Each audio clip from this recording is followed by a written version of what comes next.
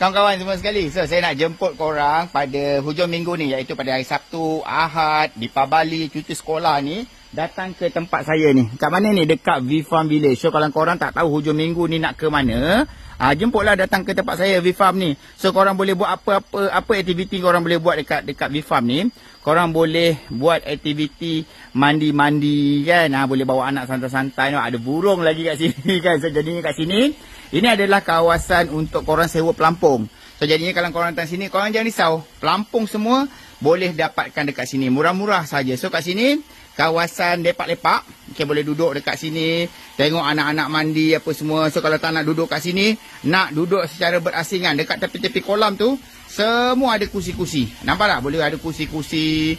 Semua ada macam tu. So, kat sini, boleh duduk, lepak. Kan? Kat sini memang kita dekorkan dia mood santai-santai. Nampak tak? Siap ada air pancut dekat bahagian sini. Ada apa? Haiwan-haiwan. Apa orang cakap? Haiwan-haiwan. Decoration lah kat sini. Nampak ada burung-burung macam ni kan. Kat sini saya tengok angle sini. Nampak ada air pancut semua ni.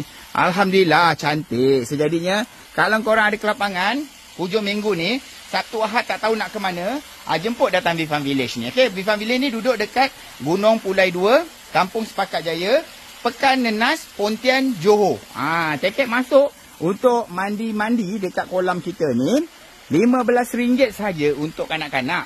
RM20 untuk dewasa, 1 hari. Maksudnya dia masuk daripada pukul 10 pagi sampai 5.30 petang. So, jemputlah datang ramai-ramai. Jom, datang ke sini, bawa anak-anak mandi kolam. Okey, insya-Allah sepanjang cuti sekolah kita buka untuk public pada minggu hadapan. Okey, jemput datang ramai-ramai ke V-Farm Village. Assalamualaikum. Bye-bye semua.